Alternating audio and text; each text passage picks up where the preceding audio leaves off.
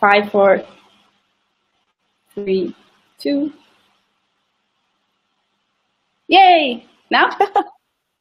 Okay, I think we're live. Hello, everybody. So I wanted to come live today to bring Diana Edelman, my friend. She is, well, I'll let her introduce herself. And this is just about a casual talk. So it's fun to be having people here live online on Facebook.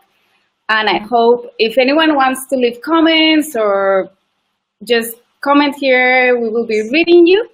And well, let's get started. So we're going to talk about healthy eating. Diana will talk about a little bit about what she does, but also we will talk about experiences, personal experiences that I know we both have. We have been friends for a while. We've met through traveling and writing and Thailand and a lot of stuff, and it's been just awesome. So yesterday we were talking about this topic, and we thought, okay, let's go on a talk, coffee talk.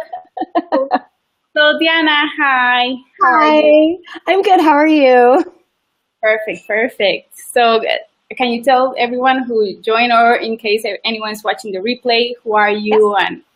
and a little bit of what you do? Diana. I am a writer based in Las Vegas right now. I run a few different websites. Online guide to being vegan in Las Vegas with the goal of people who live here, who are coming to visit and want to be cruelty-free. That's one site. I also have a travel site, D Travels Round, and then I also have a lifestyle site that kind of deals with some of your braingasm stuff, thecomfortzoneproject.com. That's awesome. For those of you who don't know, braingasms, what Diana just mentioned, is a page that I run that I created a little bit ago, like maybe 3 weeks ago, and it's everything that it's in my brain, everything that I stand for, everything that I want to talk about, like very, very freely about humanity. I guess it's more like philosophy kind of, but just to help people move forward, as in mind, body, soul, emotional health, and all of that stuff. So just in case. It's okay to just drop it in there. Yeah. So yesterday when I shared this thing about the food and how we are what we eat, I've been thinking a lot about that, especially because, well, I'm going to tell a little bit of my story first, because I used to suffer from constipation from a lifetime and so many other issues that now I know and I understand that are related to what we eat and the food that we consume. And I never knew or understood that, even as a doctor, people are really surprised, like, but you're a doctor, you must be the healthiest person. And no, we're not. Like lots of colleagues, they maybe didn't smoke and drink and just, bad healthy habits. And to me, it was really, really surprising to find out how changing, a few habits, especially drinking water, but also the vegetables, the eating, the red meat, so many things that really changed everything for me 4 years ago and up to this day. So it made a massive difference to me. I don't know how's your experience been regarding that? Why you became a vegan, for example? Why has it been so important, and what's the meaning it has changed in your life with this? I went vegan. Actually, it was a long process. I stopped eating meat in 2012 when I moved to Thailand, and you've been to Thailand, so I know you know the work I did. For the people that don't, I was working at an elephant sanctuary and doing elephant rescues and working very closely with animal rights, dogs, cats, all the animals basically, and I was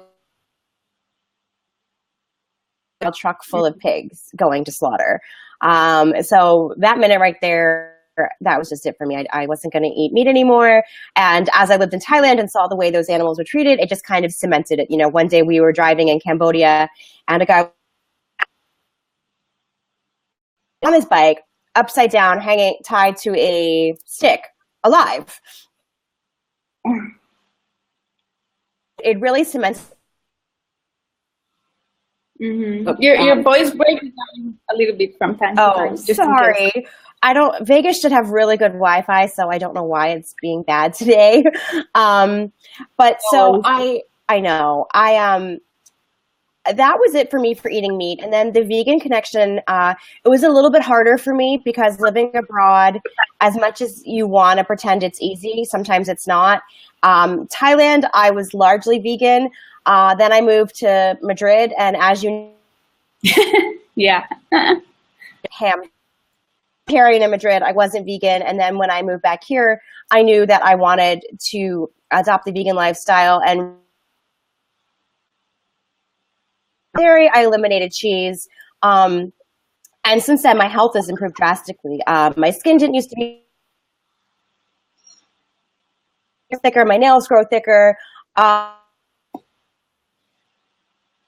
better. I have.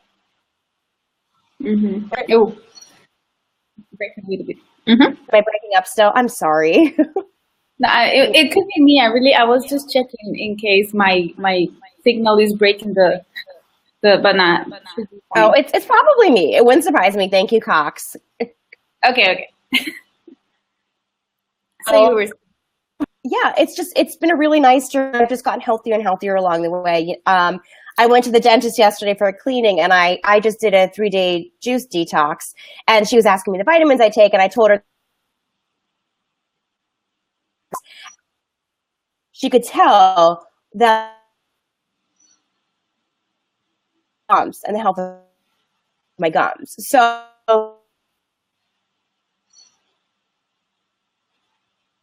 also just makes you a lot healthier of a person, depending what you eat. You can eat junk food, or you can eat clean and raw and unprocessed food and be really, really healthy.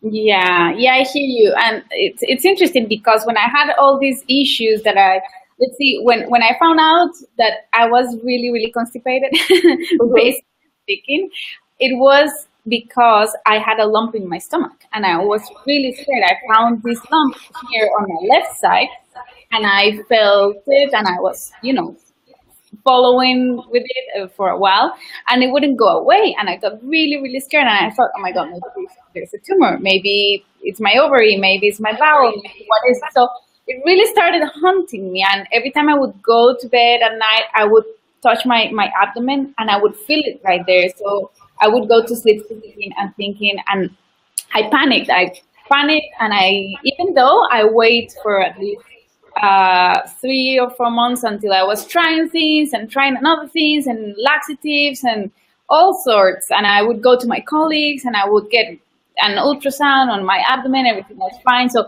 when I started doing all of that, I had no clue. I went to the doctors, I went to the gynecologist, I went to everyone, and there was nothing, and I was fine. And I said, but there's a lump there. So a friend, she had a very, very severe experience with some issue back in the past, and she was healed, healed basically because of Ayurvedic medicine. And she had this Ayurvedic doctor in Barcelona. So she suggested, why don't you go to him? And I did, and I was just so desperate, and it was the last thing, and I thought, okay, I'm going to try it. And that changed my life because I was so desperate. I just did what the guy told me. He checked me up. He was a doctor as well, but it was funny because the experience of going into his clinic and getting his actual checkup, it was different from what I know as a doctor, how we do medical checkups. So I was expecting one thing, and he did other things, and I was like, okay, so this is just different, right? And he said, okay, you need to do this and do that. Take this little pill. You have to make this infusion. Take it before meals and after meals for 3 months. Actually, it was first 1 month and then another month and so on. I did everything that he said, and he suggested a few other things, like don't eat any raw, which is interesting because I don't know much about the vegan philosophy, but I know there's a lot of raw food in it, if I'm correct. Yep, and there can be. Yeah, and he suggested no raw foods because your type of organism, or according to Ayurvedic doshas and that all of that stuff, it really takes a toll on your body and a lot of time to digest and to do all of that. So it's making you inflamed and constipated, and you're dehydrated, and you are not drinking water probably from a lifetime. And all that he was saying, it was just right. And I said, oh my God. So I did that, and I started noticing a difference. And no raw foods, no salads anymore. So I was like, but salads are healthy. I've always been taught it is healthy, but then they were not, helping me. Yeah. And so I did all these changes, and my life changed. It really changed through weeks and months, and I kept doing it afterwards. And from then onwards, I realized that, I wasn't drinking enough water. When I feel a little bit constipated, I take my water and make sure I drink at least 1.5 liters, and then I poop normally, just like that. It's medicine. It's just magic. And just everything, like, as you were saying, the skin, the hair, we really are what we eat. It's really interesting. There's a documentary that's coming out really soon, and I work with the filmmakers here to do their premiere in Vegas, and it's called Eating You Alive, and it's about how what you're eating is literally like causing diseases in your. And when you switch to a plant-based diet, how diabetes, some cancers, they're gone. So it's a really interesting thing. Like the more I'm learning about the medicinal aspects of food, how we can heal ourselves just by changing what we eat. Absolutely. Yeah, it is essential. I don't know if you've heard, well, we're both writers for anyone who's watching, just in case. So we are really also always geeking out about that. And I believe Diana is writing a book as we speak. So I am. that's going to be an interesting thing to follow up with. I don't know if you've learned or heard about Lisa Rankin and another doctor, Ann Meyers, if I'm correct. And they talk about healing your gut through healthy eating and through food, basically. And it's interesting because it's all over the place. It's out there. There's this awareness and consciousness coming more and more and more about well-being, all in all. Yeah. It actually I know we have one plant-based doctor here, and that's all he does. He heals you with I knew feeling good. There's I can't speak to exactly what, but he literally put her on a diet of sweet potatoes to heal her. Yeah. It's really interesting. For me, I've stopped taking traditional medicine unless I absolutely have to. I don't take antibiotics anymore. I have oregano oil. I have peppermint oil. I have all the oils. It's homeopathic things now for me. I really don't like putting anything into my body that isn't natural because you really feel a difference.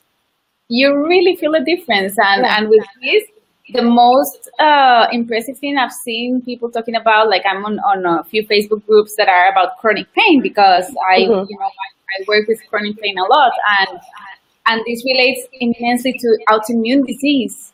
And through autoimmune disease, everything comes down to what you eat and how you can heal your gut. If for many people, maybe they don't know that in your gut, there is a massive percentage of body defenses, not just in the bone marrow, as we usually know that they are produced there, but also in the gut. So when the gut is so inflamed from a lifetime or from many weeks, years, days, months, your guts and your defenses, your body defenses, they go down. So that's how a lot of autoimmune disease comes up. And many other issues, not just, it could be reflux, it could be gastritis, it could be colitis, it could be so many other things. Yeah. And most people become used to living with this as if it was, just there. Yeah. No other option. It's just the way we eat, but it's the way we eat. Yeah. And it's amazing. Yeah. In the States, I mean, we use, the GMOs and all that are a really big deal here. And we use Roundup to spray all of our so a lot of people here have developed like a gluten intolerance, but really it's your body and those chemicals fighting. So I know, gut health is really where it all starts. And I take a probiotic now to help with mine because, up until like maybe a couple months ago, I thought gut health was your diet. I didn't realize like a leaky gut wasn't like, I thought it was diarrhea. Like I had no idea. Yeah. But the more I've learned about it and how like your gut really does impact your overall health, it's so important. And I shop organic now. Like I won't buy anything that's not organic. I try to buy locally grown because at least I know where the fruit and vegetables are coming from now. But I know in the States, like a friend of mine was telling me, you can go get a baguette in France and not feel sick after you eat it, but you get a baguette here and you're going to feel sick because the wheat they're using has been sprayed with Roundup here. Yeah. You know, Yeah. Mhm. yeah, it's kind of scary that like something like that would impact your health so greatly. But now I'm really, really conscious of it, and I actually try um, to remain relatively gluten free, not because I'm on like the gluten free bandwagon, but because I know if I'm not going to eat organic, that it's going to make me sick. Because I can now, after I've done the detoxes and everything, because this is my second one. After the first one, when I would have gluten, it would make me really, really ill because I wasn't eating organic. I felt terrible afterwards. So now I'm really cognizant of what I'm putting into my body. Yeah. And can you describe what does terrible meant to you when you say you were I feeling don't terrible? really know how to explain it. Like it just felt like my insides were going to explode. Like it was just really a lot of pressure. Like I felt it typically like in like the back of my ribs, like it just being digested. I think just a lot of pressure and a lot of pain. Like I would just lay in bed at night, just tossing and turning because I didn't know what to do. You know, it's like you think you have to go to the bathroom, but it's not, and Yeah. it's really uncomfortable. And so I had no idea what it was, but the more I started to learn about leaky gut and about what I was putting into my body, the more I was like, you know what, if I change these habits, maybe this will change. So I took everything out and started fresh. Yeah. Yeah. And did you anytime did you used to get like headaches, allergies, like skin allergies related to all these things before you No, knew? No. no, I didn't. Like, it was just that terrible pressure, like in my torso, that it just felt like I was going to explode. Like at one point, I thought I was going to have to go to the hospital. I thought my appendix burst because I was in so Mm, much pain. that's bad. Yeah, but it Yeah. didn't because I'm alive. So, it now I'm just, like I said, I'm really careful. There are times where I eat something that I know isn't organic, gluten in Hmm. it, and I can feel it. Like I know if I eat this pizza or something, I'm going to feel like crap afterwards. And I typically Yeah. feel it within like an hour or two. Like I can just start feeling it. I know it's going to last like a day. Yeah, and it's interesting because when you were saying how when you were in Thailand it was one thing, in Madrid another thing, and now in the States, same for me. Since I've been in Europe and in Spain, it's different, the diet there, Mediterranean diet and all of that. But in general, I don't know. I mean, there is a difference in the quality of the foods and the contents and the restrictions they put on everything that is packed, because you see all this celiac disease being more and more frequent in the Western world than in the Eastern world, Yeah. and there is a Yeah. reason for it. And you just see it. People are the way we eat. Just maybe even cultural things sometimes, more frozen stuff, frozen food. All those things are really making a difference on our health issues and gut issues. Yeah, it's junk. Like the past couple of days after my detox, typically you're supposed to do raw, but I can't do 24, 48 hours of fully raw. Like I freak out. So I mean, I'm eating largely raw, but I'm eating clean. And it's such a difference after that detox to go to eating clean and how good you feel. Like I'm waking up like at 5:30 every morning. And I mean, I don't want to be waking up at 5:30 every morning, but I am. And I'm not taking a nap during the day. I'm going through the entire day and going to bed like, I don't know, 10. So I'm not getting as much sleep where I would used to need like 7 to 8 hours. Now I'm good at like maybe 6, and I feel good the entire day. So it's Hmm. just changing, rid of the processed junk, the hormones, Everything. all.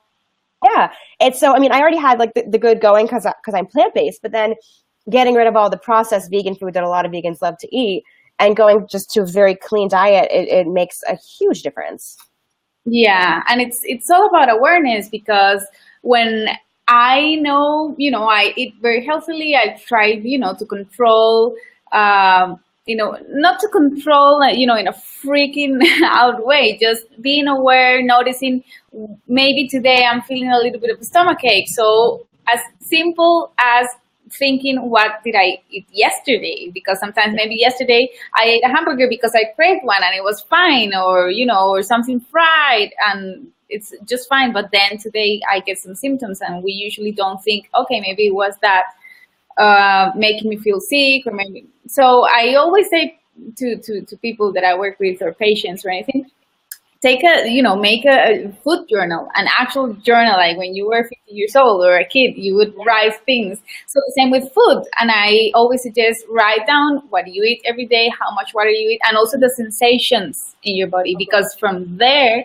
you can start, making conclusions on what is good for you, what is not good for you. Maybe that Ayurvedic doctor, for example, he said no pepper, no pepper, and I never thought of it, because pepper is everywhere and in everything, right? And then I started taking it off my diet, and it made a difference as well. But only after doing it several times, I started realizing, okay, I feel bloated, or I feel this, or I feel that. So that correlation is so important, and it's all about the awareness of how your body feels after you start doing changes. Yeah, it's tough for me because a big chunk of what I do is write about food. So I'm constantly going to restaurants and trying their vegan dishes and stuff. So I run into like the biggest challenge. It's like, well, here's this dish, and I know it's not organic, and it's probably fried, and it's I try to kind of balance it out where, okay, I'm gonna try it, but I'm not gonna eat the whole thing, because it really does, like, I know I'm just gonna feel like I'm gonna feel terrible afterwards. So the days where I know I have to go eat something that's gonna make me feel sick, I just am kind of like, oh man, like I don't have to do it, but obviously, my goal is to show people you can like eat like a normal person and be vegan. So it's always really like, it's a challenge, because a lot of people don't necessarily want to eat clean, or aren't, if they just maybe think they feel sick because they're just feeling sick, versus thinking that maybe if I don't eat this fried food, or I cut soy out of my diet or something, that I'm going to feel better. Yeah. Here's something interesting. Have you noticed, I guess you have, that you don't get as sick even with the simple flu? You get it a lot less, just because of this healthy diet. Yeah, I think the only once, which is very odd, and then I've had 2 like winter colds, and the last one knocked me out for about, I couldn't breathe probably for like 4 days, but typically they last 10 days. So and even during those days, like laying in bed, I was living my life, whereas typically I'd be knocked up and that'd be it. I wouldn't be getting out of bed. I would like call my mom and just be like, I need you to fly to Las Vegas and take care of me.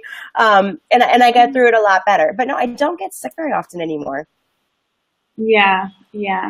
I imagine this is something I notice a lot when people ask, and just the normal patient consultation, like daily stuff. It's mostly stomach issues, bowel issues, anything related to that. So, now that you're drinking water, can I ask, how much water do you drink every day?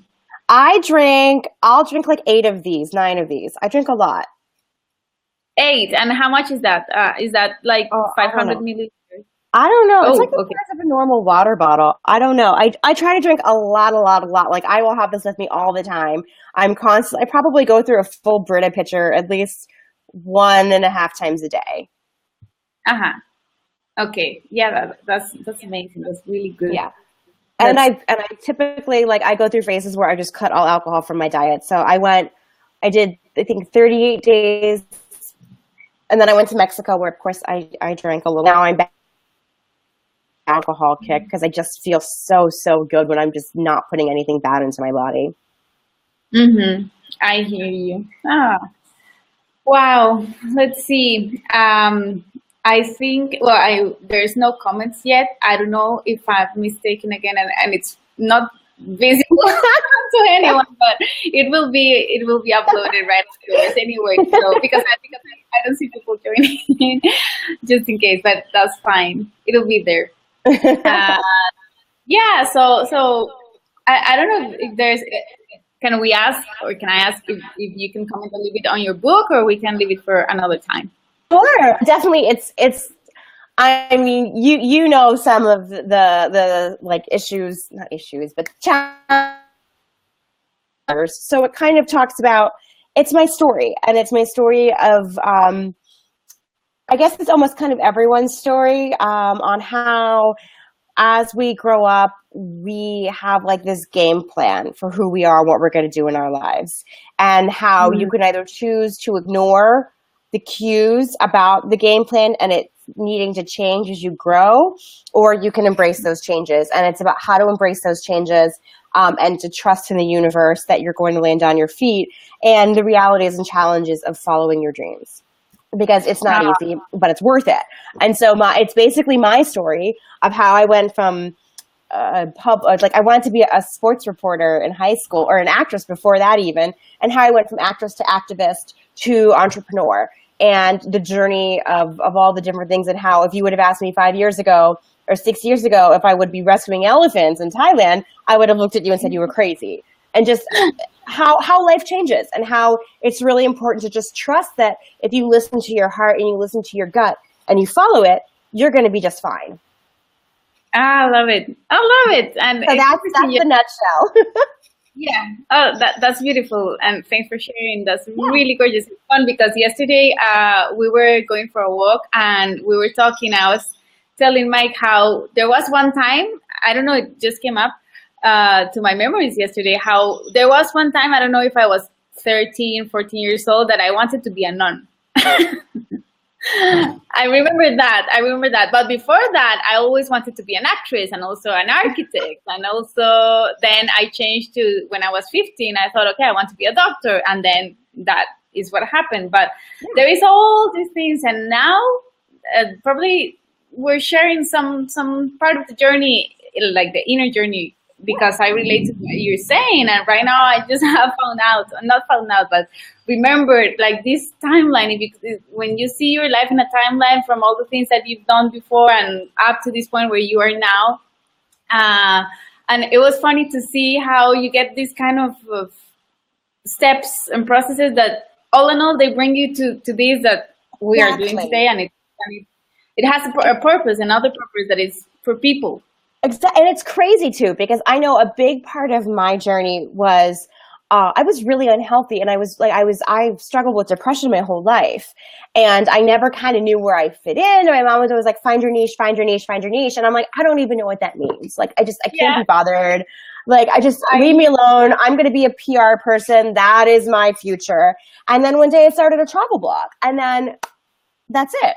And, you know, it's a lot of that. It's about learning how to not run and how to deal with your stuff and get help when you need it.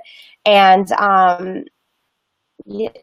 just accepting you and loving you and how to kind of do that. Because I think so often people just kind of accept where they are, or they say, well, this is my lot in life. I'm trying, I'm doing this, I'm doing that. But once you change that dialogue and you eliminate try and you eliminate the negatives and put those positive spins on life, like the difference you have in your life, and just manifesting things and putting things out into the universe, like that's been my biggest growth and my biggest journey the past year. And you know, I was telling you yesterday, like I remember sitting at the Sofitel in Bangkok when you were watching my cats in Madrid, and you were telling me like all these beautiful things, and I'm sitting there with a glass of wine just like crying, like, what are we doing with my life? You know, like I'm defined by being an expat, I'm defined as this, I'm defined as that, and really I'm defined as me. And it's kind of, you have to realize that. And so I think that's so important, and it's so interesting because, you know, you wanted to be an actress, you wanted to be an architect, you wanted to be a nun, and it's listening and just being you. And that's exactly where you're supposed to be and exactly who you are. Absolutely. Yeah. That's so funny. And you just said it, is loving you. Everything comes down to you and how much comfortable and safe and loving you feel in your own skin. And then, you know, all the issues that are around you or around us, they start to fade away because you have it here, and that's just fine. And you make peace, you know, with all these issues from the past, because of course we've all had them and we still do. Sure. But it's it's healing them. It's healing them, and that loving yourself, it goes back to the awareness, the health, the well-being, the eating, the mind health, the emotional, everything is like the Yeah. perfect wrapper actually for the things that Yeah. we're talking. Like, and I'm so excited for your. Can we talk about it?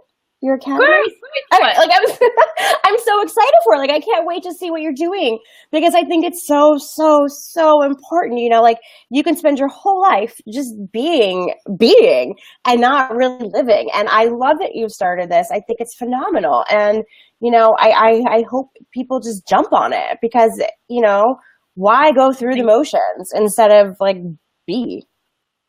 Yeah, and there's so much actually. Yeah, this project, this Feel Good Academy, that is the most recent thing. It's huge. It's huge, and it's been there, you know, boiling up slowly, like in the stove, like a quiche or something inside the oven. Right? Yeah, and now it's like all these dots that were here, there, now they are joining, and I see, you know, like the whole universe of the things that I want to do, and especially to be, because in the end, you do this thing that is you, right? And when you, like you just said it, if you are very clear and you know what you want, and then and even when you don't know, you just, there's some hunch and you keep following. Yeah. And this Feel Good Academy is going to be, you know, I'm really excited as well. This is part of it. It's just actually taking action on things and on ideas, and just going after that you believe. And it's just to make people feel good. That's really it. It's just a very, very basic. But in that feel good phrase, there's so much stuff. As the other day I was talking about suicide and abuse and depression, and another day I was talking about guilt and shame, and another day I was talking about sexuality and sexual pain, because I had my own story in sexual pain and it was massive.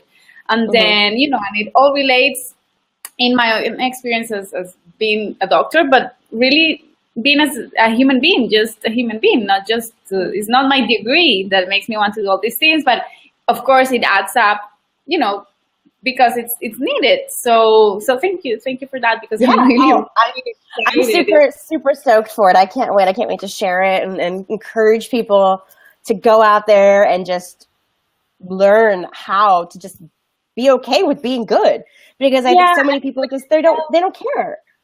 Yeah, you know, like this doesn't have to be your lot in life. You can be a really, really genuinely happy person. Yeah, and I am glad to keep listening to people like you and so many others, because it makes me feel hopeful on how this is becoming a bigger, I don't know, collective consciousness, maybe. It is. Yeah, it's just nice. It's just perfect, actually. We all need it one way or another. Yeah. I agree completely, especially right now with the world the way it is. We all need to kind of find our own happiness. Yeah, that's great. I think that's the perfect bottom line for it. Bam! Yay! We dropped the mic. This is so great. So thank you. I think, I don't know if, well, there are definitely no comments yet, or no viewers, or no nothing. I will see what happens with the business. I am sure I fixed it to just be public. But anyway, I don't know if there's anything else you would love to add, or anything that I'm missing. Yeah, thank you for the talk. It was just really nice. Sure. No, I'm good. Well, I'll come back on when my book's done, and we can talk about all the happy stuff and like how to get on like the happy train. Oh, that sounds so cheesy. But you know, how to just like get in your groove and get in your flow and just be mindful and all that good stuff, because that's my favorite stuff to talk about. Yeah. I will definitely be talking to you, and let's do some more of this. And I can't wait to hear about your book. So let me know, and yeah, we'll be talking for sure. We'll be talking. So thank you. Thank you for having me, and it was good to see your face finally. It's been way too long. You too. You have to come and we'll go there. All right. So just in case, on a last note, for anyone that just joined, or if you're watching the replay, or if you're catching it up just now, this will be on my YouTube channel, which is youtube.com/Mariana Calleja. I'll share the link and just follow up. We'll be sharing a lot more stuff on Feel Good Academy and just how to feel good.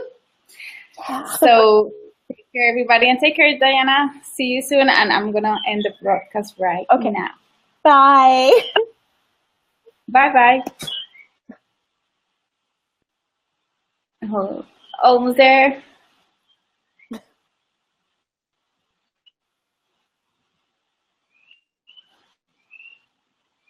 I think it hasn't ended.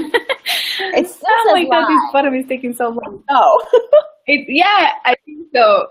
I'm waiting for the bottom. I'm just like you're waiting for the bottom to show up. So that's no, we're just gonna be Facebook Live forever. Yeah. So now the button is there. So just in case, everybody, again, goodbye. We'll see how long it takes. Bye again.